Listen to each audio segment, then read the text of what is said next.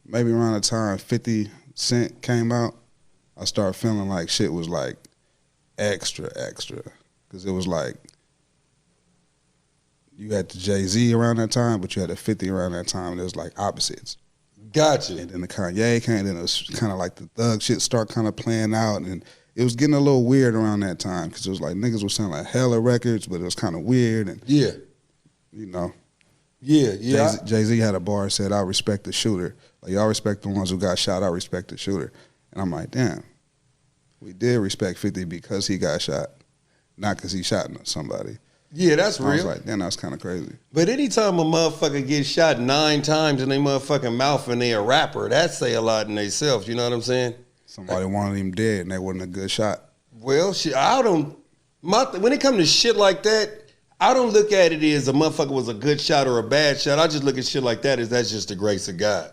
You know what I'm saying? Because you could hit a motherfucker in their motherfucking head or whatever the fuck. It be motherfuckers that die at just like a shot in the leg. You know what I'm saying? So if it ain't your motherfucking time, it just ain't your motherfucking time. That's what I thought was weird. Yeah.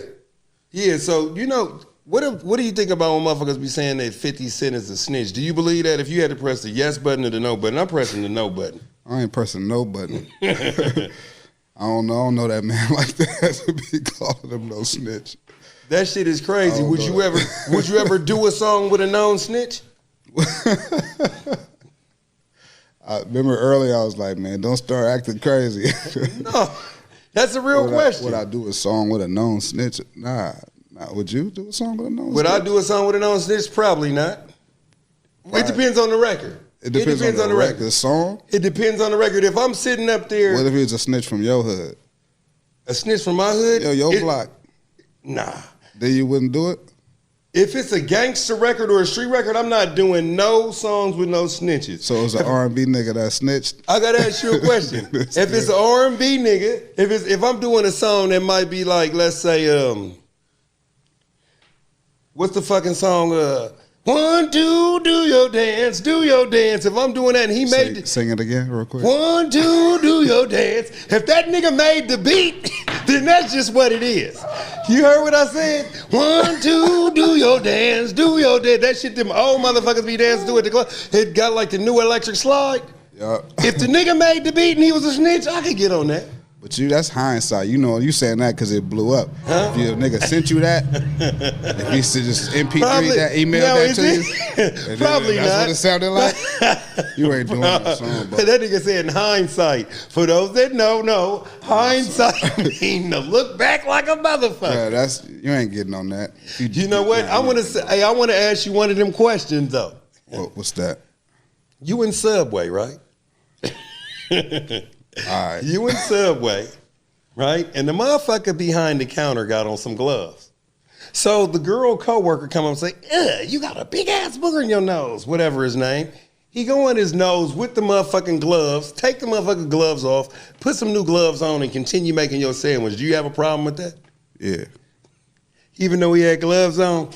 Not even, he didn't recognize that I was standing there enough to go do that shit in the back for me not to see it. You know what? That is the realest motherfucking answer I got out of that shit. Don't do that shit in front of me.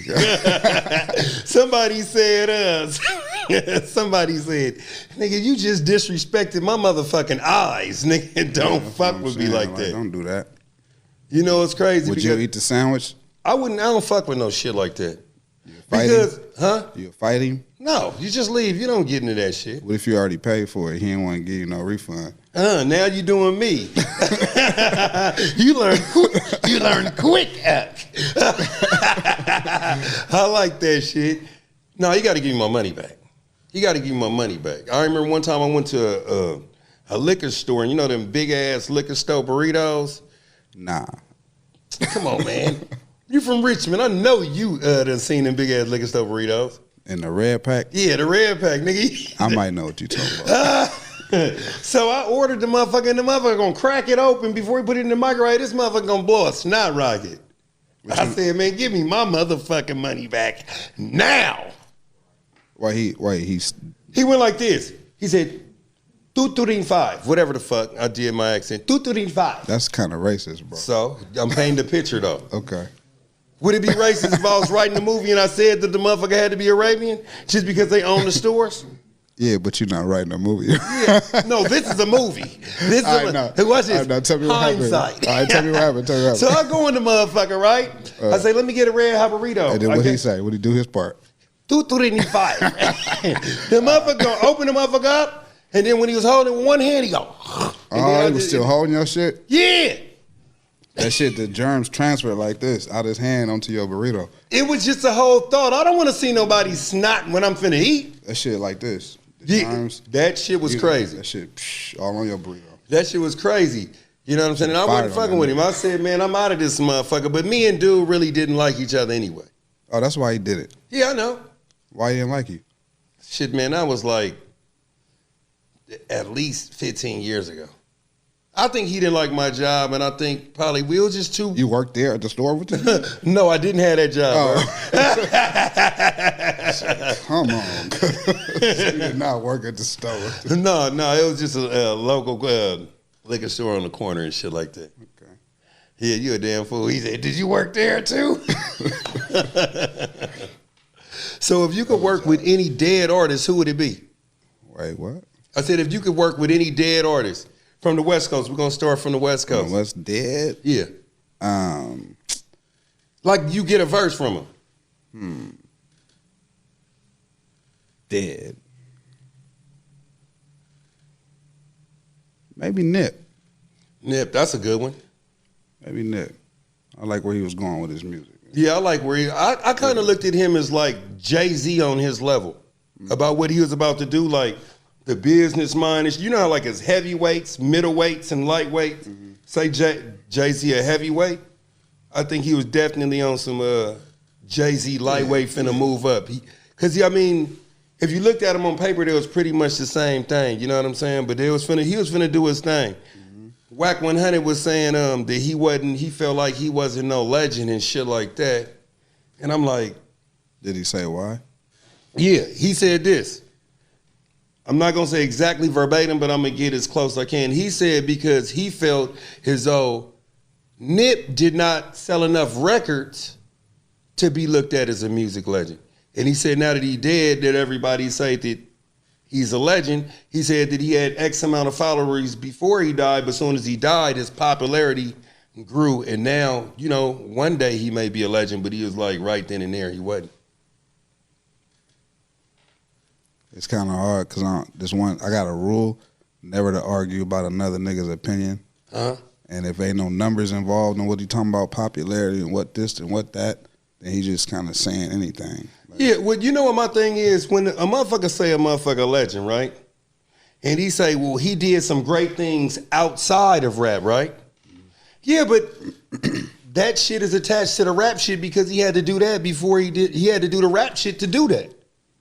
Like, you can't just sit there and say that a motherfucker ain't no legend, a rap legend, if a motherfucker, they call you neighborhood nip because you done bought up a whole bunch of shit in your motherfucking neighborhood through this rap money. That's a no-brainer to me. I mean, it sound like he pocket watching to me, so sound like he pocket watching if it's got something to do with money or it's connected to what. Like, I just personally don't. Well, see, now this is what I want to segue into. In your opinion, what makes a person a legend? In my opinion, is music and what you do with your platform.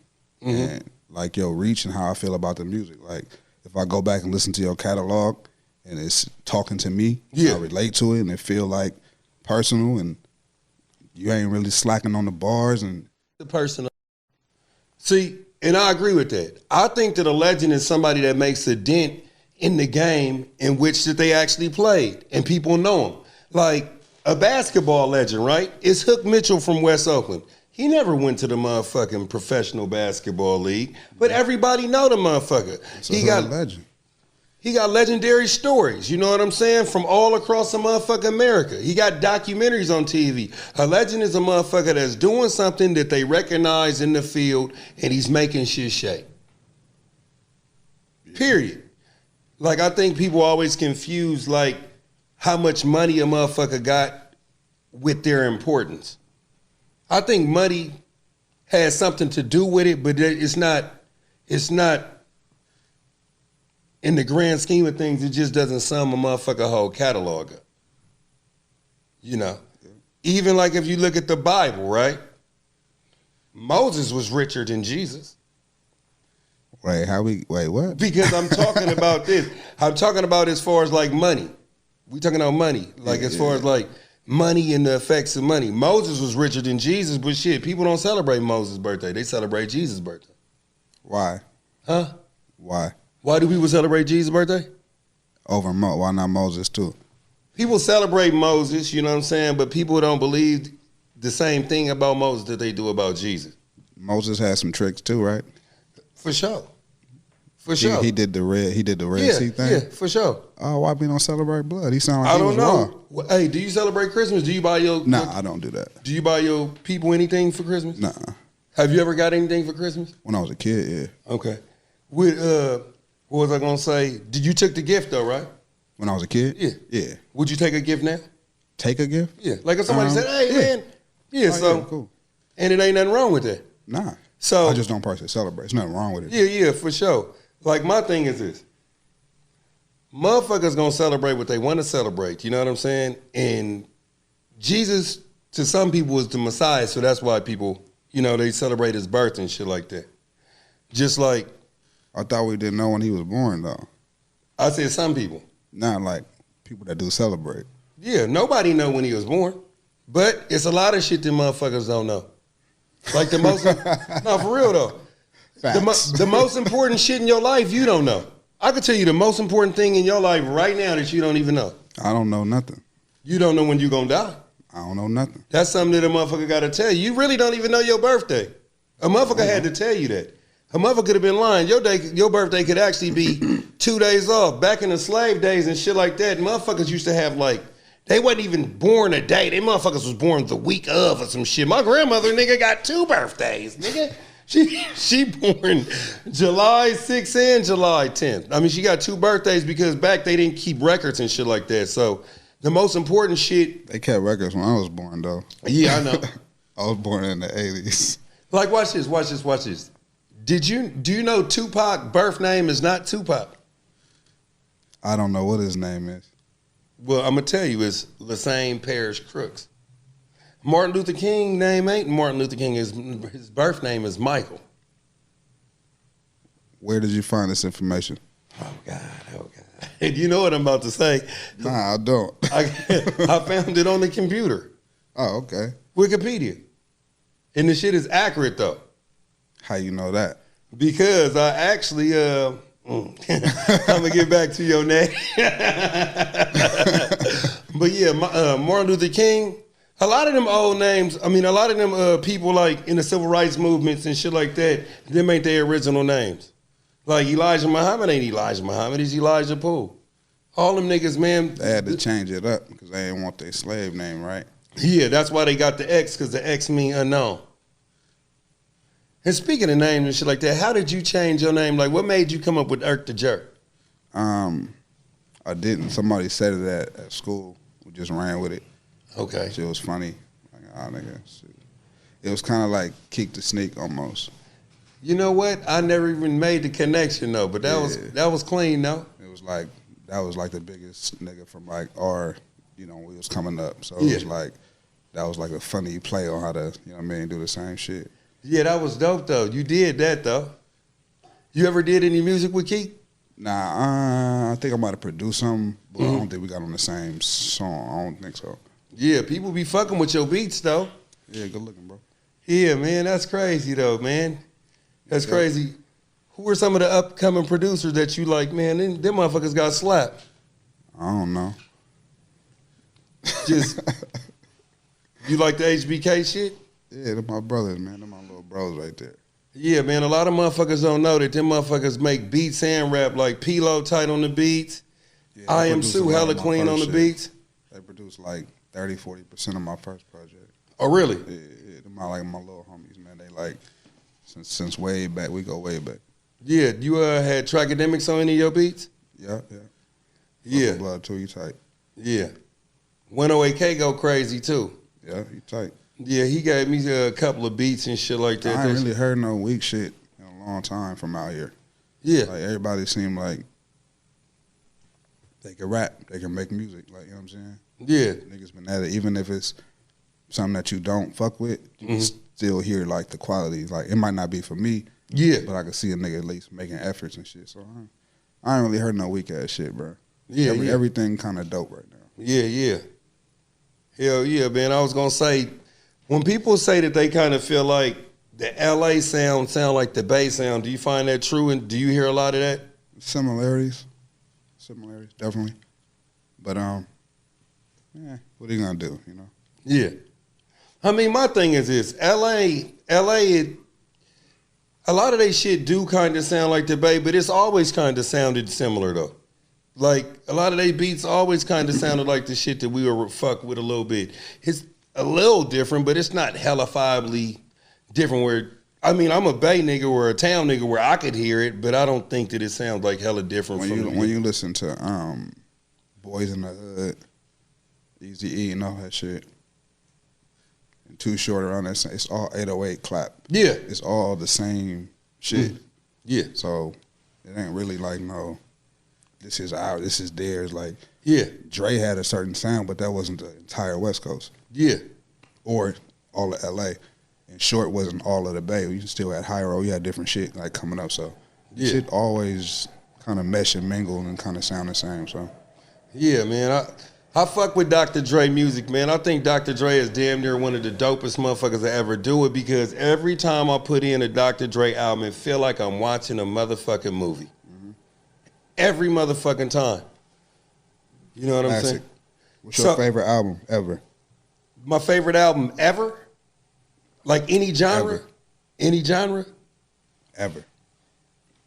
Thriller. Better than Off the Wall? Yes. Why? To be honest, man, I kind of like Mike. I like Thriller a lot. Thriller is, I like, I don't really know Off the Wall like that. But the funny thing is, my favorite Mike song is on Off the Wall. What's that? Rock With You. But then I like that motherfucking Thriller from front to the back. It had like 12 songs on it. It had Human Nature on it. What's fucking with I think that? it was like 10. With 10. 10. I knew it was a short number though. Yeah, Human Nature on there. The Girl Is Mine. PYT. Shit. And a few of them in the middle, man. That shit was going crazy. Thriller by far, like, and I think Chronic, the first Chronic by Dr. Dre, is the Thriller of rap music. Is that your favorite rap album ever? No. What's your favorite rap album ever? My favorite rap album ever would probably be, if I had to just take one, it's a toss-up between probably Illmatic and Machiavelli. You think Nas is better than everybody else in the world at rap? No. But that's your favorite album? Illmatic or Machiavelli? That's crazy. Illmatic or Machiavelli. And I'm going to tell you why. Pac, right? And Nas, they kind of like the same rapper almost. You know what I'm saying? But break that down. They rap about a lot of the same shit, but Nas is way more technical, and Pac, everybody can understand Pac. Like, if I'm not a rapper, right, and I heard Me and My Girlfriend, if I listen long enough, I know the song is about a motherfucking gun. But Nas, he got a song called I Gave You Power.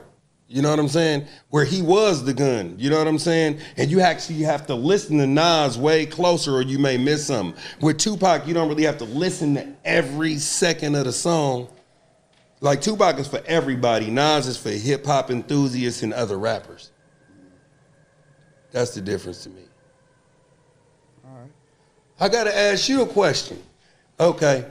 Me and my partner was talking about rap. I said gangster rap is cool, but I kind of feel like gangster rap is the only genre of rap music that hasn't progressed since when it started. What do you mean by progressed? It hasn't got way better. Like, if somebody throws some gospel rap on from back in the day, the shit is tight now. What you mean? What's gospel rap back in the day? No, I'm just saying, like, somebody rapping about God and stuff like that, and then I'm saying the beat selection got better and stuff like that, it sounds better. If a motherfucker conscious rap, you know what I'm saying? When motherfuckers you be rapping like 1, 2, 3, now motherfuckers actually got better. You know what I'm saying? And I'm saying gangster rap actually was tighter in the beginning than it is now, is what I'm saying. Yeah. I can see why you would say that. Like, what are your favorite 5 gangster rap records? Like, all the way from the top to the bottom. Or just of all time? Give me your just 5 like best. song. I don't know. Whatever that second strap on the side, Spice One shit. Okay. That's stupid ass slap. Goddamn. Is Biggie Ready to Die? Is that gangster rap? Would you Hell, consider that? motherfucking yeah. The nigga was getting out of jail on the intro. You motherfucking right, that's gangster rap music. Yeah, he was robbing. That second song when he was robbing. That shit was crazy. Can I ask you a question, real? Because you just asked, you're not under the impression that Wu-Tang Clan is not a gangster rap group. I ain't fuck with Wu-Tang till the second album. Okay. Like I was off like Be Legit. Like 94, it was like a lot of slap. Yeah. Like the click, it was like a lot of heavy bass. Like I wasn't really trying to hear them drums like that at that time. Like that came a little bit after. Gotcha. Okay. It was a little too dirty. Yeah. I fuck with the Wu-Tang because like I like a lot of East Coast rap and shit like that. I do too, but not them drums. I couldn't do them drums. Or what the do. That shit sound like hardwood shit. Yeah. It's like niggas banging on the table. I ain't really. Yeah, he recycled the fuck out of that though. I like the Mob. Mob Deep, cool too. Yeah. So, and what are your 3 other favorite gangster rap albums? I don't know. Goddamn, I'm gonna think of it when I leave. Gotcha. It's probably. So like. Oh, Get Rich or Die Trying was. And I knew you was gonna ask. I knew you was gonna say that. Rap, right? Now, that was gangster. Now watch this. The funny thing, this is what I'm saying. Get Rich or Die Trying came out in like 2002. And that's what I'm saying, like as far as like the progression of gangster rap music and shit like that, is that was 18 motherfucking years ago. You know what I'm saying? The other genres of music actually got hella better since then, you know, from the beginning. I mean, it's only so many killings you could do before it starts sounding kind of like. I mean, maybe a motherfucker need to get a little bit more creative with it. I mean, what was the last great gangster rap album that we've all celebrated as a culture? Thug Motivation. I would say that Young Jeezy album, Thug Motivation. That was it? That's the last one I celebrated. That was the last one. I don't know, but Young Jeezy kind of felt like it was some town shit anyway. I don't know. I knew he was from Atlanta, but it just felt like that. Been no thugging after Thug Motivation? You say what? There ain't been no thugging after that? That was it? No, I'm saying you talking about is like collectively that motherfuckers and actually liked. I guess so. I don't know. You know, probably some Rick Ross shit. Oh, yeah. We forgot about Ross. It's crazy. Yeah, Rick Ross got slapped. Now, I'll say now how Rick Ross shit sound. Rick Ross is one of the motherfucking tightest motherfuckers from the South. He elevated it. Would you think that he's in your top 5 rappers from the South? I would think so. Who the other 4? Outkast. Okay. Devin the Dude. Okay. It's a nigga named who from the South? What's all niggas from the South? I'm blank right now. Gotcha. I don't know, man. I'm fucking with Scarface. Scarface, now when I think of gangster rap shit, Scarface, hands down, is like one of the tightest motherfuckers that ever do this shit. Yeah.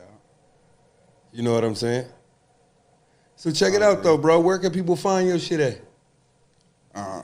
Kevin Allen Music on Twitter, KVNALLN on Instagram. Facebook, I don't really know. It's probably just Kevin Allen. I don't be on there, so don't send me no messages. That's it. Okay, and how the spelling Kevin? Is it K-E? On social media, it's KVNALLN. Somebody already took my name, so I couldn't use that. How did you feel about that shit? It's a regular ass name. Hella niggas got that name. Bro. Yeah, but they not intercepting no followers, is they? Nah. Gotcha. They know who it is, huh? If you want to find something bad enough, you'll find it. Ah, you sound like Nemo Daddy. You talking about the movie? For sure. I thought you said Nino at first. For sure, man. Well, shit, man, this is another episode of I Need to Know with my motherfucking nigga Kevin Allen, man. Thanks for coming out, bro. I appreciate you. And as usual, Come on, you know what I want. Oh, you supposed to let me. I'll say it next time. Okay, my bad.